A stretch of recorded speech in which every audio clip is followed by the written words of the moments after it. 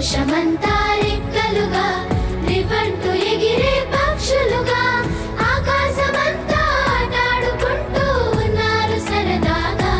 ఒకరేమో సీను ఒకరేమో జున్ను కలిసారే ప్రాణంగా కురిసారే వర్షంగా పాటేమో సీను ఆటేమో జున్ను ఒకటై ఎదిగారే మధురంగా.